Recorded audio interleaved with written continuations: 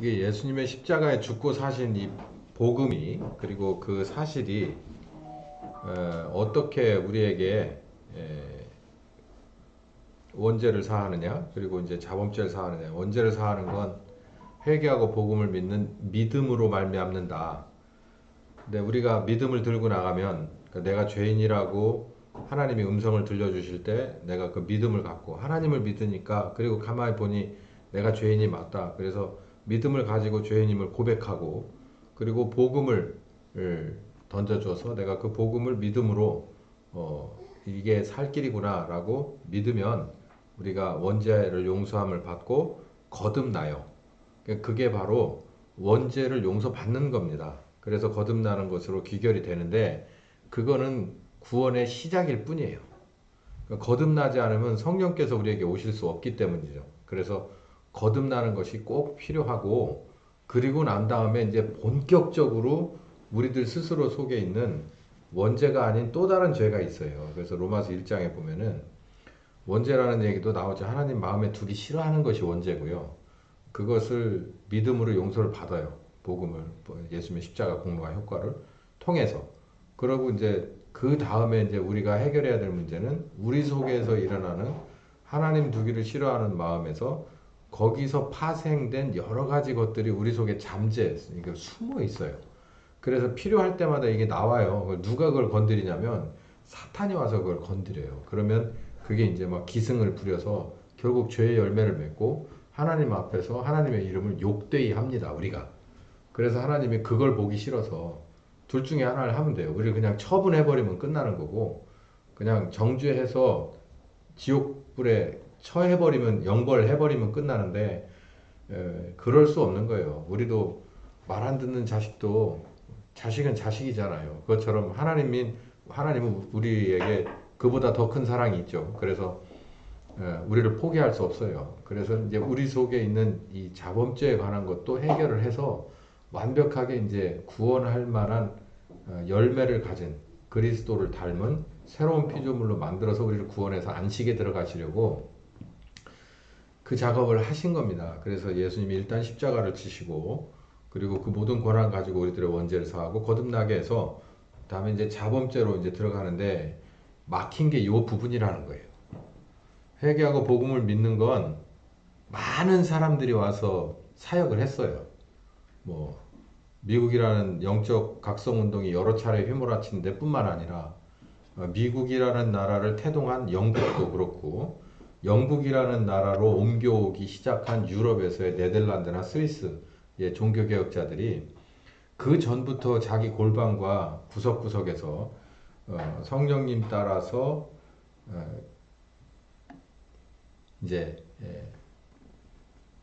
은혜를 입어서 사역을 시작했죠. 그래서 우리에게까지 다 전해진 것이 원죄 사함을 받는 회개의 복음입니다. 그런데 그 뒤에 이 자범죄에 관한 얘기는 특히 우리나라에서는 이 문제에 대해서는 크게 조명된 바가 없어요. 그 참 안타까운 게, 우리나라 교회 역사는, 제가 지금 나이 50대 중반이에요.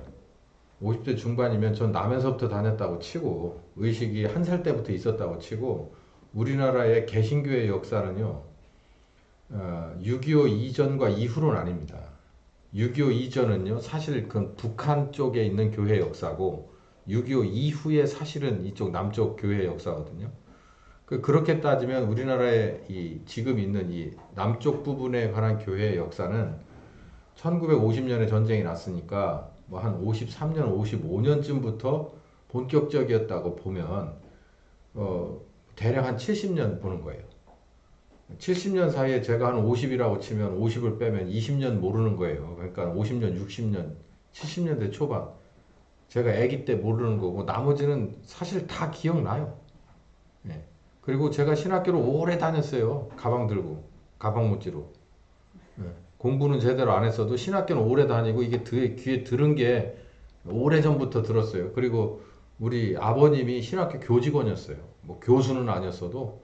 그래서 신학교가 어떻게 돌아가고 뭐가 문제고 하는 것에 대한 실질적인 것부터 여러 가지 사회적인 이슈에 해당하는 신학의 요소들까지 저는 어렸을 때부터 들었어요. 그렇게 따지면 저는 중학교 3학년 때인가 고등학교 1학년 때 아버지가 거기를 취직을 하셨기 때문에 신학교 돌아가는 것도 잘 알죠. 그 제가 이게 이제 복음을 제대로 배우고 알고 성령님과 동행하면서 우리나라의 교회 역사를 가만히 보니 내가 산증인은 아니어도 반증인은 돼요.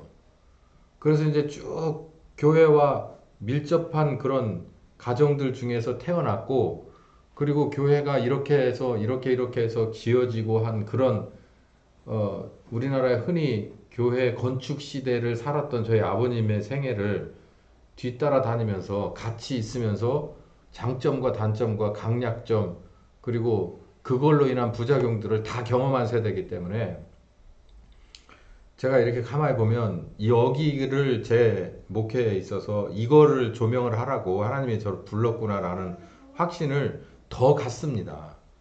근데 그게 이거예요. 원죄 사함을 받는 것에 관한 것은요, 누차 뭐 우리나라 뭐 별처럼 빛나는 지금 뭐 이름만 대면 그런 부흥 강사들이 다 회개를 외쳤어요. 그 회개의 결과는 원죄 사함과 거듭남이에요. 그러니까 거듭난 다음에 어떻게 했냐고요. 그런 차원에서 여러분은 좀 동기부여가 되셨으면 좋겠는데 안 되더라도 저의 말을 가만히 따라오다 보면은 회개하고 거듭나 회개하고 복음을 믿어서 거듭나고 난 뒤에 나의 삶이 신앙생활에서 몇 년이 지났는데 도대체 뭐가 얼마나 바뀌었고 정말 성경에서 그리고 하나님이 볼 때 내가 어떻게 드러날 수 있을까를 냉정하게 정직하게 살펴보면 오늘 이 문제가 바로 저와 여러분의 문제고 우리 한국교회의 문제라는 거예요. 자, 이 자범죄에 관한 것은 일단 하나님의 음성을 듣는 데서부터 출발합니다. 들어야 돼요. 듣는다는 건 다른 말로 지적이거든요. 이제 문제가 있어 라고 하는 진단 결과입니다. 근데 이거를 내가 요청을 안 해도 성령님은 그렇게 해요. 왜냐? 예수님을 십자가에 보낸 이유도 우리의 거듭남에서 끝나는 게 아니고 우리를 거듭나게 한 것은 물론 어디까지냐면 회개에 합당한 열매, 침례 요한이 말한다면 회개에 합당한 열매까지 우리들의 삶의 완전한 변화죠. 그리고 바울의 말에 의하면 온전한 새로운 피조물, 고린도후서 5장 17절에 나왔듯이 거기까지 가야 되기 때문에 성령께서 오셔서 이제는 세부적으로 좀 보자. 그래서 영이 우리들의 영으로 오셔서 성령께서 우리들의 영으로 오셔서 그 영이 바라보는 관점에서 내 문제가 어디가 문제냐라는 걸 반드시 지적하게 돼 있다는 거예요. 근데 사람도 그렇잖아요. 애들도 키워보세요. 지적하는 거가 더 많습니다. 근데 애들이 좋아하질 않아요. 뭐 어른이라고 마찬가지. 내가 교회 왔는데 지적질 당하려고 왔어? 이런 생각이 들죠. 아니 일주일 내내 열심히 돈 벌어가지고 헌금하고 아침 일찍부터 와서 봉사하면서 내가 뭔가 마음의 평화를 내가 뭔가 얻어가지고 가야 되는데 이거는 맨날 회초리만 맞고 가는 것 같으니 싫죠. 그렇다고 얘기 안 하면 안 되는 게 우리 속에 있는 하나님이 보실 때 이거 고치지 않으면 지옥 가는 거예요. 그래서 예수님이 뭐라고 그랬습니까? 마태복음 16장 24절, 5절, 6절쯤에 아마 이 얘기가 있을 거예요.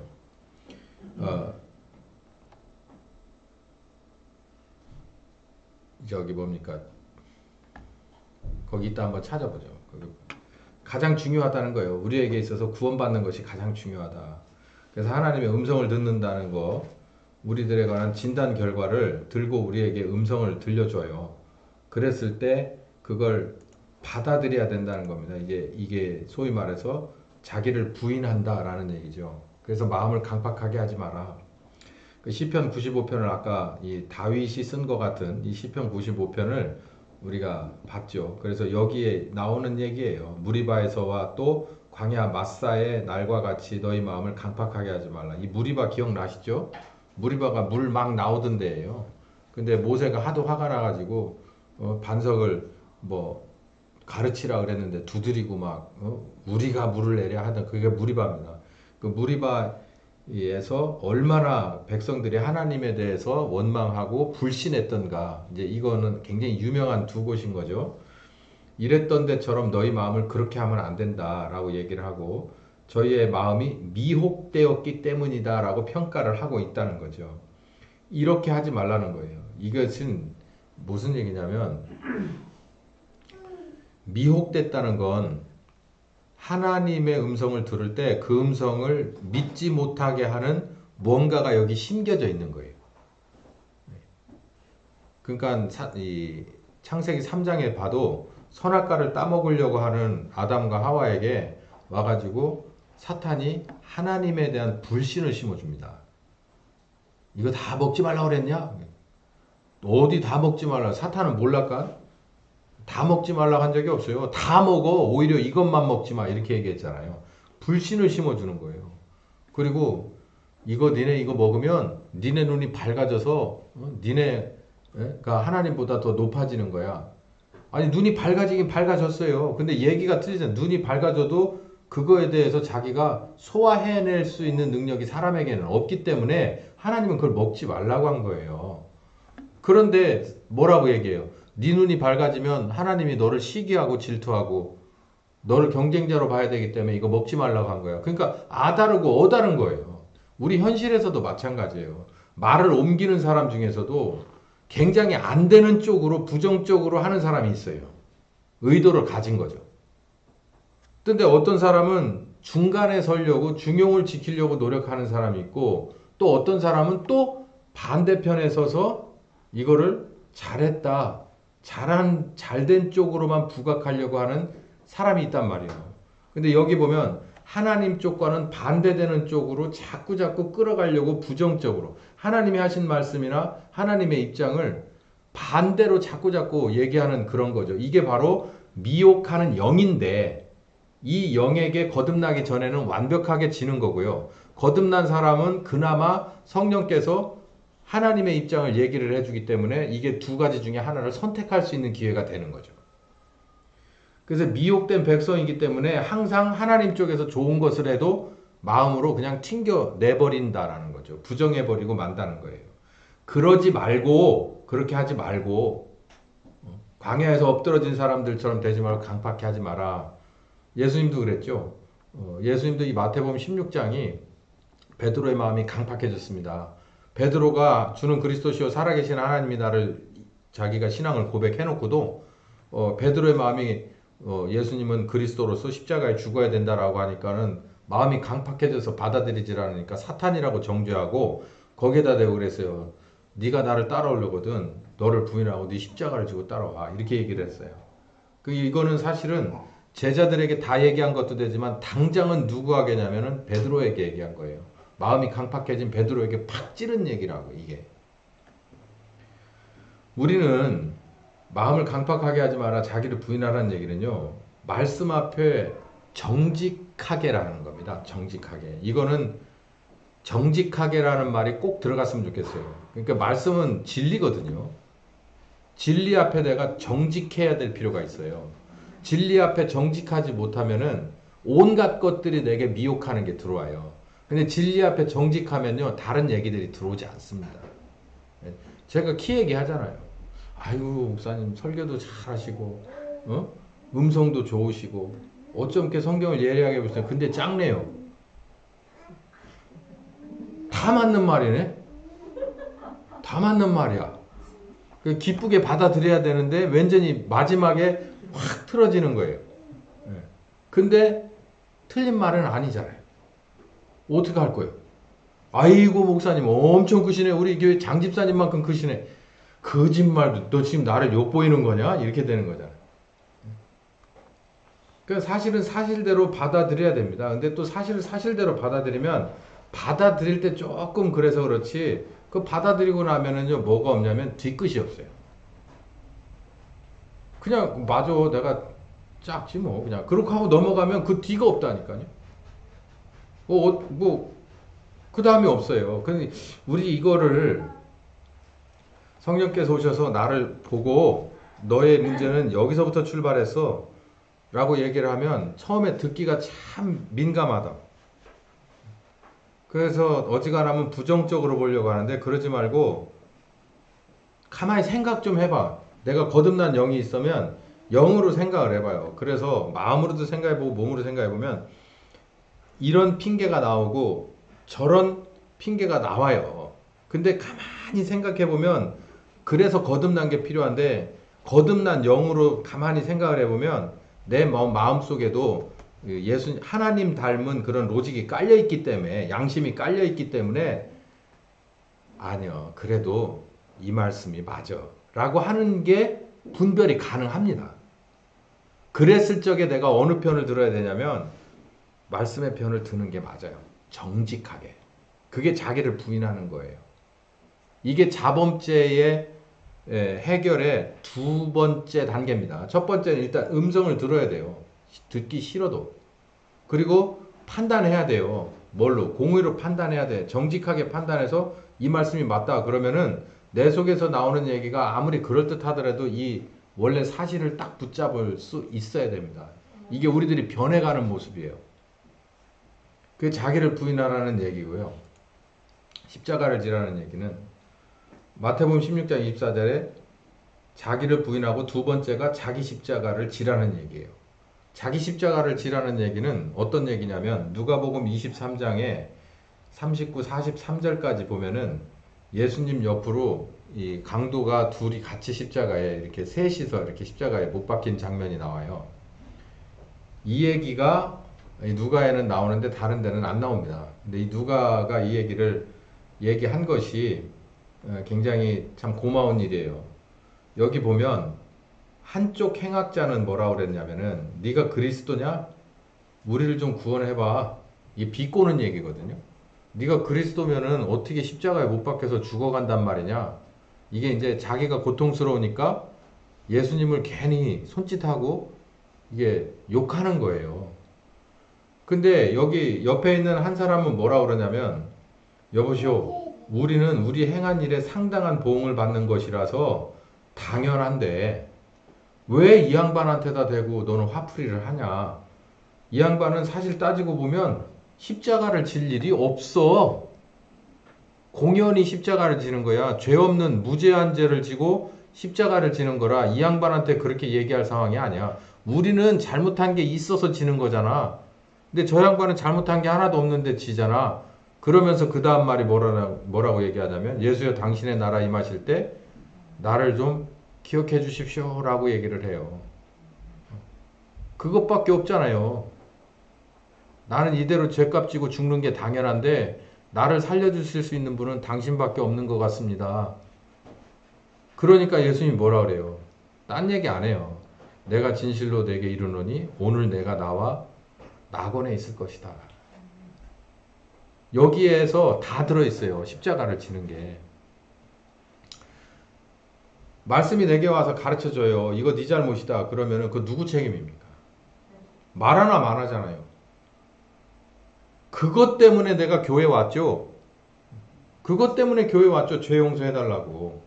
그러니까 용서를 해주는 방법이 원죄를 사하는 거는 일회성으로 내가 믿음으로 해서 그 순간 딱 없어져요. 근데 자범죄는 그렇게 해서 이렇게 해서 없어질 게 아니라고요, 이게. 그러니까 없애는 과정이 일단 지적을 하고 받아들이고 그리고 십자가도 져야 돼요. 아이고 목사님 십자가 지면 죽는 건데 내가 그거 그렇게 해가지고 완전히 완벽하게 망해버리려고 교회 와서 망합니까? 그럴 바에는 차라리 그냥 밖에서 내 날대로 살다가 망하죠. 근데 망하려고 이렇게 십자가 지라는 게 아니에요. 십자가를 지고 다시 살려내려고 하는 거예요. 그렇기 때문에 십자가로 가라는 거고 잘못된 걸 지적을 하는 거고 받아들이라는 거고 그 죄값을 네가 담당을 하란 얘기예요. 이따가 이제 이렇게 안 하면 어떤 일이 벌어지는지를 알려드릴게요. 내 십자가의 죄값은 내게 맞는 내 죄값에 맞는 당연히 져야 될 십자가예요. 보응이란 말이에요. 이걸 깨닫는 게 중요해요. 내가 심어놨으니까 내가 거둬야지. 좋은 걸 심어도 내가 거두는 거고 나쁜 걸 심어도 내가 거두는 거예요. 제가 결혼할 때 내가 보람이 결혼할 때는 내가 이걸 확 쥐고서 얘기를 안 해줬는데 다른 사람들 결혼할 때는 제가 제게 와서 결혼 교육을 받고 한 사람들은 상담을 한 사람들에겐 제가 공통적으로 이 얘기를 했어요. 결혼을 하게 되면 상대방의 신앙에 관한 것도 서로 하나 되는 거기 때문에 내 책임이 된다라는 거예요. 근데 거기 생각 잘 안 해요. 둘이 좋으면 결혼하는 거죠. 그거는 개나 돼지도 그렇게 합니다. 신자는 사람, 그냥 보통 사람이 아니라 신자는 둘이 같이 결혼을 해요. 근데 신앙생활이 이 양반이 좀 떨어지네. 상대방이. 그러면 내가 그걸 커버할 자신이 있을 때 결혼하는 거예요. 인간적으로 끌리고 조건이 좋고 하는 건 그건 그 다음 얘기예요. 인간적으로 정말 잘생기고 키가 크고 가진 것도 그리고 학교도 좋은 데를 나오고 한 거는 그건 다음 조건이라니까. 우리에게는 최소한 우리에게는 신자로서 봤더니 딴 건 다 그 조건은 다 좋은데 교회는 그냥 엄마가 가자면 가는 정도 수준이야. 그러면은 네가 책임질 수 있냐고 제가 물어봐요. 커버하겠냐? 너 스스로도 안 되는데 커버하겠냐? 저 뒤에 앉아 있잖아 지금. 할 수 있다고. 그래 그럼 내가 도와줄게. 결혼해라.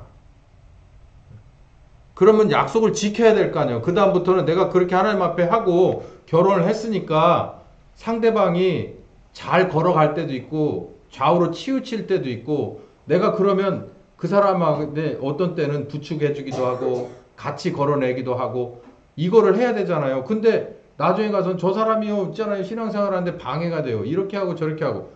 그 네 문제예요. 네 문제. 그게. 아니 원칙을 가만히 따져봐요. 미리 얘기를 했고 그리고 성경도 그렇게 말하고 있어요. 그렇다고 해서 상대방이 그러니까는 이 결혼 주례가 아플 때나 뭐 할 때나 뭐 할 때나 뭐 할 때나 얘기하잖아요. 약속했잖아. 근데 왜 상대방이 내게 있어서 항상 내 짐을 들어주는 건강한 위치가 아닐 때 나는 그걸 불만을 하느냐고. 평생 가서 저 사람이 죽을 때까지 내가 저 사람의 짐을 대신 들어줘야 된다고 그래도 결혼하겠습니다 하고 약속을 했으면 그거 지켜야 돼요. 내 십자가니까. 십자가라는 게 그런 거예요. 근데 이게 내가 배우자에 관한 십자가뿐만 아니라 내 삶 속에서도 내가 저질러 놓은 문제가 많아요. 일단 내가 낳았잖아 자식.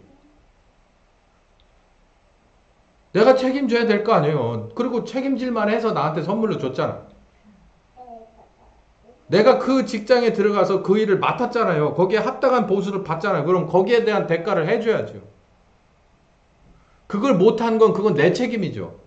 왜 상대방한테다가 대고 얘기를 해. 내가 잘못한 거는 성령께서 알려줘요. 여기서부터 이게 이 문제는 여기서부터 여기까지가 네 문제고 여기서부터 저까지는 저 사람 문제예요. 근데 그 문제로 인해서 네가 지금 이걸 이렇게 해야만 이 문제가 해결되겠다라고 한다면 그 문제를 남의 거가 일부 들어갔더라도 내가 알아서 책임을 져야 돼요. 십자가 지는 게 그런 거예요. 아이고 목사님 나는 하나침례교회 갔더니 왜 자꾸 문제거리만 커지고 네 잘못이라고만 얘기 많이 해요. 제가 요즘 들어서 얘기 잘 안 해요. 옛날엔 진짜 당신 잘못이라고 매일같이 얘기했어요. 둘이 같이 이렇게 무게감을 들어보면 말씀 들으러 온 당신 잘못이 더 크다라고 늘 얘기해 줬어요. 왜 그럴까요? 다시 살리려고 하기 때문에 그래요.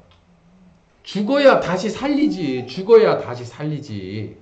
안 죽고 뻗땡기고 자꾸 이렇게 걷어내고 저렇게 걷어내면 내가 변하지를 않는데. 내 죄값에 맞는 거예요. 여기 봐봐요. 지금 죽어가는 둘이 있어요. 예수님하고 셋이서 죽어가요. 근데 어느 한쪽은 예수님에게 그 상황에서도 예수님 핑계를 대요. 지가 잘못해서 그 십자가에 올라온 거예요. 근데 그러면은 나는 이제 죽으면 어떻게 되나 이 생각이나 해야 되는데 옆에 있는 예수님한테 왜 찐짜를 또 붙냐고. 근데 반대로 이 사람은 가만히 생각해 보니 이건 내 십자가가 맞는데 이 양반은 잘못한 것도 내가 가만히 보니 하나도 없는 것 같은데 이렇게 십자가를 지네. 그냥 우리 같이 죽으면 나 좀 도와주십시오. 이거 내 죄는 내가 지고 가니까 당신이 나를 좀 도와줬으면 좋겠습니다. 아무 죄 없이 십자가를 지고 가는 예수님을 보고. 이 자세가 중요한 거예요. 예수님의 십자가는 불공평한 거고 내가 지는 십자가는 공평한 거라는 걸 알으라는 말이에요. 우리가 십자가 지면 죽어요. 근데 십자가를 앉아보잖아요. 불공평한 십자가를 앉아보면 평생 가야 몰라요. 뭐가? 예수님의 십자가가 나에게 어떤 건지를 몰라요. 그러니까 공평한 십자가라도 네가 져보라는 거예요. 남의 잘못 가지고 지는 건 나중에 이제 주를 위한 십자가를 질 때 얘기고, 네 십자가라도 네가 져보라는 거예요. 그 문제가 얼마나 심각한 문제인지. 안 져보면 모르는 거예요. 빚이 얼마나 무서운 건 갚아봐야 아는 문제예요. 안 갚아보고 말로만 갚는 거는 그건 아무런 의미가 없죠. 그냥 내 살 거 다 그냥 쪼개서 이거를 한 달에 얼마씩 계속 갚아봐야, 야, 이게 진짜 어마어마한 거구나라는 것을 알 수가 있는 거죠. 여기다 제가 이걸 하나 넣었어요. 십자가를 지는데 주의사항이 하나 있어요. 묵묵히 지고 가야 돼요. 이사야 53장 6절에서 7절까지 보면, 그가 곤욕을 당해도 괴로울 때에도 그 입을 열지 않았대요. 이게 예수님을 가리키는 데거든요. 이사야 53장 예수님의 십자가를 지는 모습을. 누가복음 23장에 예수님이 진짜 십자가를 지는 걸 누가가 이렇게 표현했는데, 여러 말로 물으나 아무 말도 대답하지 않았다. 예수님이 대답할 게 없어서 이렇게 고소 들어오는 사람들의 얘기에 반론을 제기할 게 없어서 아무 말 안 한 게 아니에요. 말해서 될 일이 아닌 거예요. 말로 얘기해서 그 상황을 해결할 수 있는 상황이 아니에요. 십자가를 져야 될 상황에서는 말이 필요 없어요. 뭘로 해결해야 되는 거예요? 몸으로 해결해야 되는 거예요. 그러니 말이 나오면 그 무거운 걸 지고 가면서 둘이 이렇게 지고 가요. 앞에 집사님 지고 제가 가요. 목사니까 제가 막 떠들어. 집사님, 이게 십자가를 둘이 지고 가는 겁니다. 이게 목사님 아무 말 안 하고 그냥 가시면 안 될까요? 말하면 더 힘들어요. 똑같아요. 말해서 해결될 일이 아니에요. 말해서. 십자가를 지는 건 죽이려고 올려놓는 형벌이기 때문에 말로 해서 해결하고 나올 수 있는 게 아니에요. 십자가를 질 때는 그냥 입 딱 다물고 가는 게 오히려, 그래서 내가 오히려 저 사람들에게 뭐랄까요, 내가 반격을 안 하니까 저 사람들이 막 나를 막 더 나쁜 놈 취급을 하더라도, 내가 여기서 말을 한다고 저 사람들이 그래 네 말을 이해하겠다 이렇게 받아들여 주지 않는다고. 죄인을 죽이려고 십자가를 딱 저는 상태에서는 말이 필요 없어요. 그냥 입 딱 다무는 게 가장 좋다는 얘기예요. 저들은 너의 입을 주목해요. 예수님이 한 말 안 한 거예요. 할 말이 없어서가 아니라 뭐라고 얘기하나 보자. 이렇게 말도 안 되는 혐의로 고소를 하면 저 사람이 뭐라고 얘기하는지 보자. 근데 예수님은 아무 말도 안 해요. 입이 있어도 말을 안 해요. 할 말이 있어도 말을 하지 않아. 뭐 해야 끝나는 일이니까. 죽어야 끝나는 일이에요.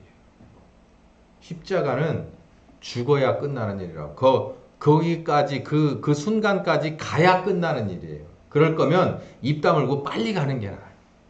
물론 뭐 빨리 간다고 해서 하루가 단축되는 건 아니지만, 그냥 입 다물고 마지막을 향해서 그냥 가는 게, 그게 정석인 거예요. 예수님도 그렇게 갔다는 얘기죠. 그러면 결과가 어떻게 되냐? 여기서부터는 잘 보시기 바랍니다. 주와 함께 죽으면 주와 함께 삽니다. 창세기 22장 12절 13절은요. 아브라함이 마지막으로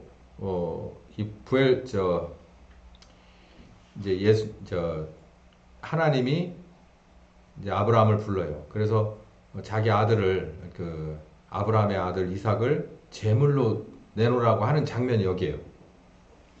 근데 그 제물로 이렇게 내놓으라고 하는 장면에서 13절을 보면, 아브라함이 눈을 들어 살펴본 즉 한 수양이 뒤에 있어 뿌리 수풀에 걸려 있어요. 그래서 아브라함이 가서 그 수양을 가져다가 아들을 대신해서 번제로 드려요. 그러니까 아들을 번제로 드리라고 그래서 왔는데, 아들을 데리고 왔는데, 결박해서 올려놨는데, 하나님은 그 제사 안 받겠다, 받은 셈 치고 네 아들은 데려가고, 산채로 끌러서 데려가고 저 옆에 있는 수양을 가져다가 묶어서 피를 내고 각을 떠서 나한테 제사로 드려라. 그게 바로 예수님이죠. 그러니까 우리가 이걸 알아야 돼요. 우리 보고 네 죄를 인정하고 네 십자가를 져라 하는 것은 우리를 죽이려고 하는 게 아니라 우리를 살리려고 하는데, 그 살리는 장면이 뭐냐면, 내가 십자가를 지고 가면 이제는 십자가를 지고 진짜 죽어야 될 자리에까지만 가면 돼요. 그러면 그 자리에서 뭐냐면 주자 교체가 일어나요. 요 아브라함의 제단에서 제단에 올라가는 데까지는 갔어요. 이삭이. 그리고 아브라함이 이제는 포기했어요. 거기까지예요. 아브라함이 할 수 있는 건. 그랬더니 하나님이 손 딱 잡고 내려놔. 아들도 내려놔. 그리고 옆에 있는 수양을 가져다 올려놓고 얘는 진짜로 목을 긋고 가죽을 벗겨서 다 손질해서 제사로 올려라. 그러니까 우리에게 십자가를 지라고 하는 건 십자가에서 끝내버리려고 인생을 끝내버리려고 하는 게 아니에요. 인생을 끝내버리려고 하면 예수님을 십자가에 보낼 필요가 없어요. 그냥 놔두고 우리를 정죄해서 영벌에 처하면 되는데 살리려고 하니까 우리 보고 어디까지 지고 오라는 거냐면 자범죄를 없애야 되니까 네 죄가 이렇게 크다는 걸 알게 하기 위해서 마치 구약에서 네 죄가 이렇게 크다는 걸 알게 하기 위해서 내가 손수 키운 재물을 1년 내에 여러분 집에 강아지나 고양이가 있으면 그걸 1년 내에 끌어안고서 키우던 걸 제단에 가져다가 지가 목을 그어서 죽여야 된다고 생각을 해보세요. 이게 상상이나 가는 일이에요. 우리가 지금 신약 시대에 예수님의 십자가가 이렇게 나에게 있어서 정말 소중한 거구나.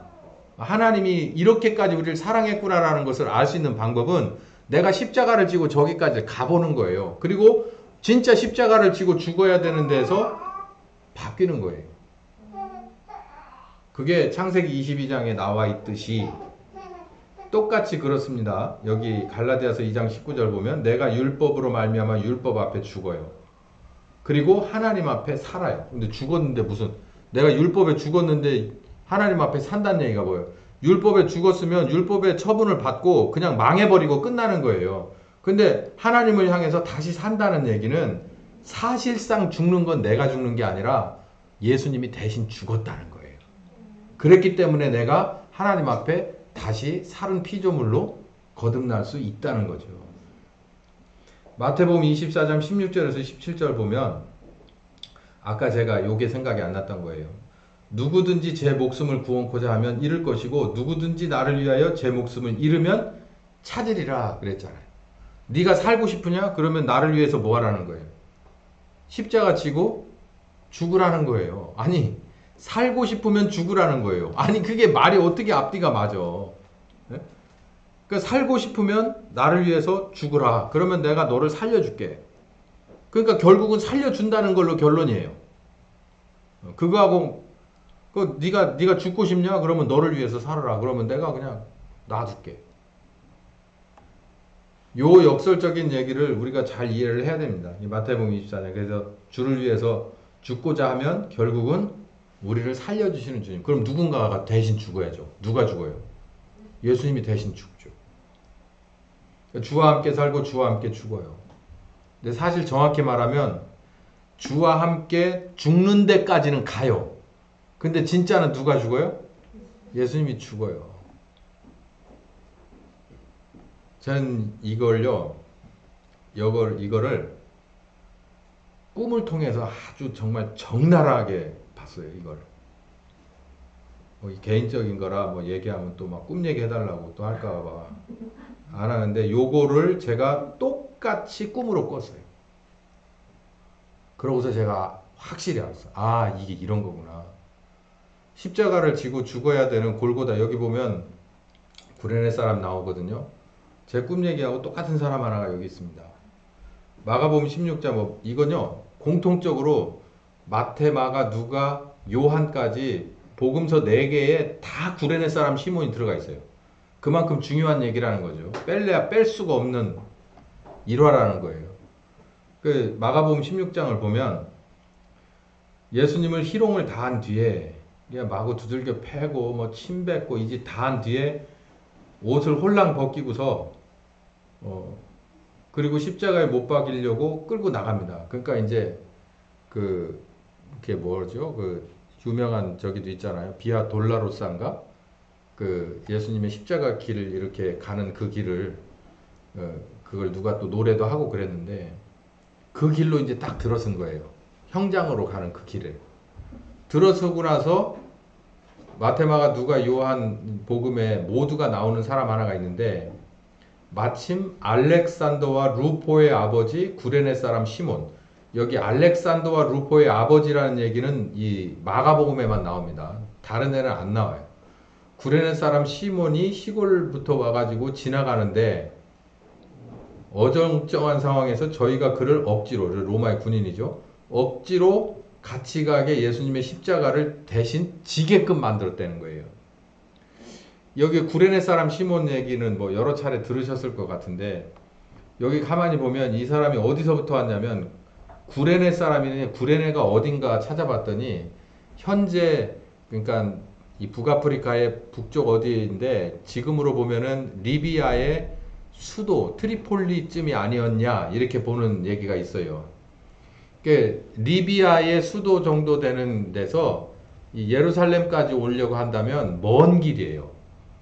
근데 뭘로 왔겠냐? 그러니까 예수님이 십자가에 죽을 때가 6월절 근처예요. 그러니까 그걸 지키려고 지금도 사우디로, 그 메카로 이슬람교도들이 그 순례를 떠나는 것처럼 유대인들은 그 6월절을 지키려고 자기 고향으로 흩어진 유대인들이 돌아가지 않겠어요? 이제 그런 일행 중에서 하나였을 것이다라고 봅니다. 이 구레네 사람 시몬이, 근데 이 사람이 이제 흑인이죠.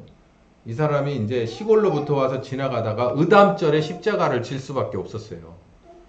그리고 여길 보면 그 다음에 얘기가 없어요. 억지로 십자가를 지고 가요. 그러니까 뭐 이 선 오브 갓이라든가 이런 데를 보시면 그 구레네 사람 시몬의 그 역할이 나와요.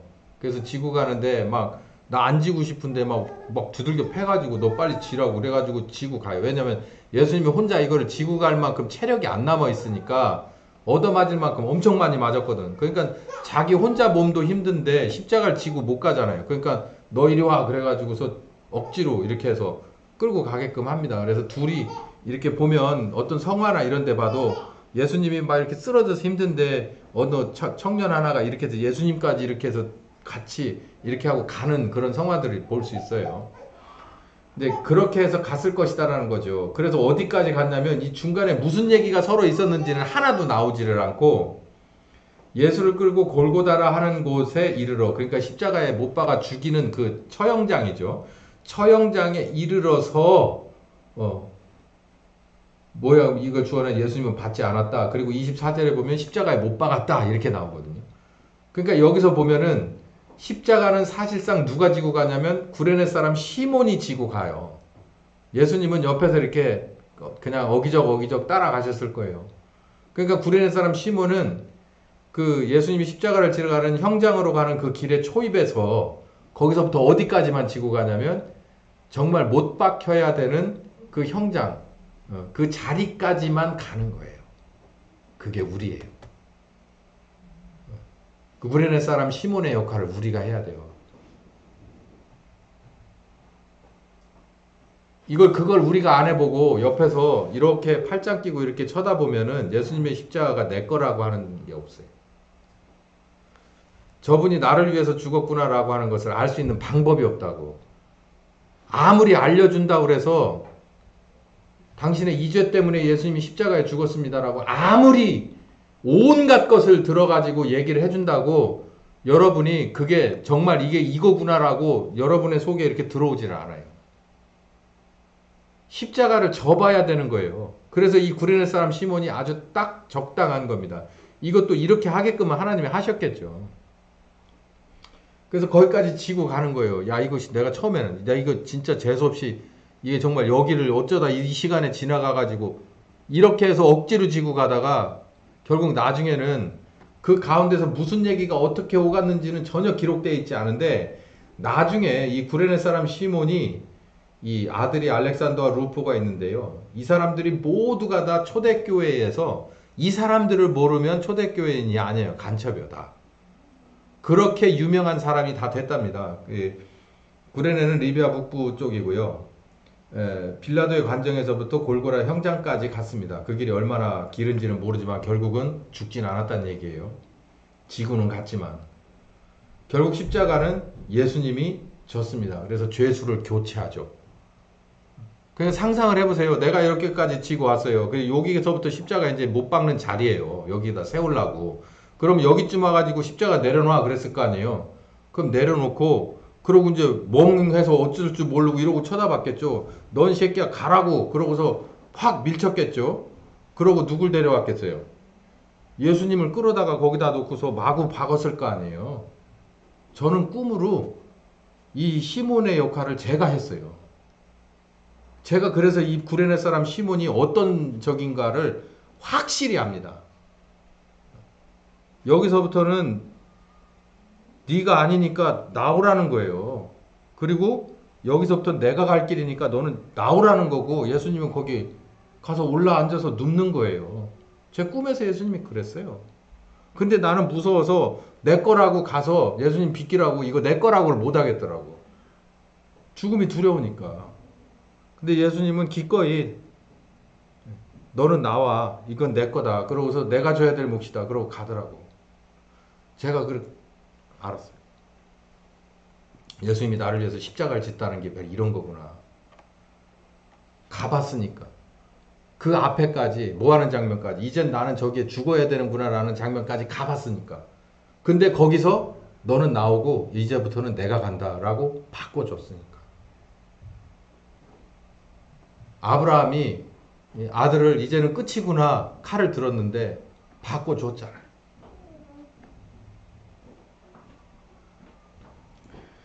본인은 안디옥 교회의 목사가 됩니다. 사도행전 13장 1절에 보면 바울을 거기 설명하면서 안디옥 교회에 7명의 선생이 있는데 그 중에 하나가 이 구레네 사람 시몬이에요. 이방인의 교회에서 그 바울과 어깨를 나란히 했던 그런 사도였죠. 본인의 아내, 그러니까 이 시몬의 아내는 바울이 뭐라 그랬냐면 나의 어머니야. 그러니까 시몬이 나이가 꽤 먹었었나 보죠. 그러니까 바울보다도 연배가 있었으니까 시몬의 와이프인데 로마서 16장에 보면은 내 어머니야 라고 이렇게 표현을 했다는 거예요. 누굴 보고? 여기 구레네 사람 시몬의 아내를 보고서. 사모님이죠. 내 어머니야. 얼마나 이렇게 관계가 밀접했냐는 거예요. 그러니까 안디옥 교회에서 7명의 목사들이 같이 목회를 할 때 예를 들어서 나이 많이 드신 목사님의 사모님이니까 이리 와라 밥 같이 먹자 성경을 공부하자 이렇게 같이 한 집살이 같이 하던 식으로 엄마처럼 모셨다는 거 아니에요. 자기 인간적으로는 엄마는 복음을 받아들이지 않았으니까 그 엄마처럼 그렇게 모실 만한 그런 만큼 가깝게 지내고 그 정도의 인격이 훌륭했던 그런 사모님이었다는 거죠. 알렉산더와 루포는 초대교회의 유명한 인물이었습니다. 바울이 그랬어요. 알렉산더와 루포의 집에 문안해라 라고 꼭 이 얘기를 하고 주변에 많은 사람들이 다 알았고 뭐 고고학자들에 의하면은 뭐 1940 몇 년도쯤에 이 알렉산더와 루포 특히 이 알렉산더의 무덤과 그 유골의 일부가 발견이 돼서 이게 진짜 초대교회의 그 유명했던 알렉산더 거다라고 인정을 했네 안 했네 뭐 이런 얘기도 있어요. 근데 뭐 어쨌든 그런 거에 제가 집중하고 싶진 않지만 성경에 나오는 것만으로 봐도 처음에 구레네 사람 시몬의 그 어정쩡한 그 십자가 이렇게 대신 지고 감이 예수님이 십자가에 죽고 부활하시고 난 뒤에 어떤 결과로 그 가문에게 이렇게 내려왔는가를 보니까 정말 하나님이 원하시는 그런 적절한 그런 큰 복이 이 집에 그렇게 아들에게까지 또 그 뒤에 얼마나 어떻게 됐는지도 모르죠. 제가 오늘 오후 시간에는 자범죄에 관한 문제를 하나님이 예수님의 십자가에 죽고 부활하심으로 어떻게 해결하는가. 원죄는 거듭남으로 회개하고 복음을 믿은 거듭남으로 해결하는데 자범죄는 성령께서 우리에게 오셔서 우리의 잘못된 부분을 지적하고 그리고 내가 내 그 말씀 앞에 정직하게 나를 부인하고 받아들였을 때 그리고 더 나아가서 그 십자가의 대가를 내 잘못된 것에 대한 대가를 순순하게 묵묵히 지고 가는 사람일 적에 그런 순종의 사람일 때에 결국은 주와 함께 죽고 주와 함께 사는 나의 옛사람은 죽고 나의 새사람은 살아나오는 이거는 바뀌었다는 얘기예요. 바뀌었다는 얘기. 나의 옛날에 그런 나쁜 이런 습관이나 나의 죄값은 거기서 다 죽고 예수님이 대신 해주시는 그것에 죽고 새 사람이 나왔다는 얘기는 다시 안 한다는 얘기입니다. 다시 안 한다는 얘기. 다시는 안 한다는 얘기. 봐라, 새 것이 됐잖아. 옛날 거는 폐차시키고 새 것이 됐잖아. 이거는 옛날 짓을 절대 안 해요. 그게 바로 하나님이 만드는 새 사람입니다. 구레네 사람 시몬 일화가 바로 거기에 딱 들어맞는 얘기예요. 자, 여러분 어떻습니까? 지금까지 예수님에 관해서 우리는 3주일에 걸쳐서 2시간씩 6시간을 같이 알아봤어요. 이제 뭐 여기에 예수님의 종말론 들어가고 이렇게 해서 더 들어갈 수도 연결할 수도 있겠지만 저는 이제 여기서 예수님에 관한 얘기를 끝내려고 그래요. 근데 여러분 이거 하나는 분명히 꼭 기억하고 넘어가셔야 될 게 요한복음 3장에서도 예수님이 두 가지 거듭남, 다른 목적의 두 가지 거듭남을 얘기했듯이 우리들도 히브리서 9장 끝절에도 예수님께서 우리에게 원죄 문제뿐만 아니라 우리를 구원에 이르게 하기 위한 십자가를 진 목적도 두 가지 것으로 말씀하셨듯이 우리에게 있어서 아주 현실적인 다급한 문제는 거듭난 사람이 성령님을 따라서 그 말씀 앞에 나를 부인하고 십자가를 지며 내가 새로운 사람으로 바뀌어가는 새 창조가 계속해서 일어나고 있느냐, 어디까지 원하시는 그 수준까지 일어나고 있느냐라는 거 굉장히 중요합니다. 더 나아가서 내가 하나님이 원하는 데까지 이렇게 새로운 사람으로 자꾸자꾸 새롭게 창조되어서 열매가 이렇게 형태가 잡히고 그 내면이 들어가서 소금은 소금다운 맛이 있고 빛은 빛다운 성질이 속에 들어가게 되면 반드시 이거는 등경 위에 올려서 세워놓고 어딘가에 뿌려서 쓴단 말이에요. 그러니까 우리들의 그 예수님의 십자가는 우리들의 원죄뿐만 아니라 자범죄뿐만 아니라 어디까지 가냐면 우리를 사용하시는 데까지 가기를 원하는 거예요. 그래서 우리는 얼마만큼 내가 우리 주님이 쓰실 만한 일꾼으로 바뀌어 가느냐라고 하는 것도 중요하고, 그리고 이제는 내가 쓰임을 받고 땅끝을 맞이할 거냐라는 것도 우리에게 굉장히 중요하다는 얘기예요. 그렇게 하기 위해서는 오늘 제가 말씀드린 것처럼 구원에 이르는 거듭남을 위해서 예수님은 십자가로 죽으셨고 성령님은 그 작업을 지금도 하신다라고 하는 대목부터 여러분은 동기부여를 받고 여러분의 삶이 느슨해지면 안 됩니다. 일마다 때마다 가르쳐 주시는 그 지적사항을 듣고 거기에 대한 해법을 다시 또 더 들으면서 이해가 가고 믿음이 생길 때마다 따라 붙고 내가 져야 될 십자가가 있다면 내가 십자가를 묵묵히 지면서 내 속에 있는 것들을 자꾸 빠르게 바꿔가고 마무리 져가야 언젠가 나를 쓰실 때 그것도 아무 때나 쓰는 게 아니에요. 때가 있어요. 때가. 이때까지 준비가 되지 않으면 쓰고 싶어도 못 쓰는 거예요. 그렇잖아요. 사과는 사과의 때가 있고 배는 배의 때가 있잖아요. 그것처럼 나를 통해서 그렇게 계획하셨던 게 있는데 자꾸 지연되면 그거 나중에 가서는 의미가 없어요. 그러니까 이거 뭐 지금 나와봐야 아무 소용 없는데 이런 게 되는 거예요. 그렇게 되지 않도록 우리는 시간을, 그래서 바울이 늘 깨어 있어라, 시간을 아껴라 이렇게 얘기를 한 거거든요. 우리도 그런 굉장히 활기차고 그리고 빠르고 그리고 바쁘지만 그런 하루하루가 알찬 여러분들이 되시기를 예수님의 이름으로 축원합니다.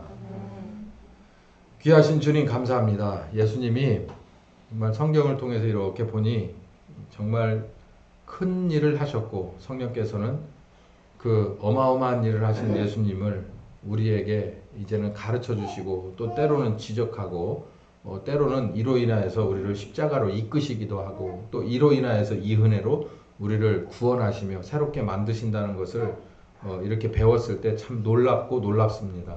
이 말씀 따라서 성령님이 우리 각 개인에게 원하시는 그 수준 때까지 열심히 따라가는 우리가 되게 하여 주시옵소서. 예수님의 이름으로 기도했습니다. 아멘.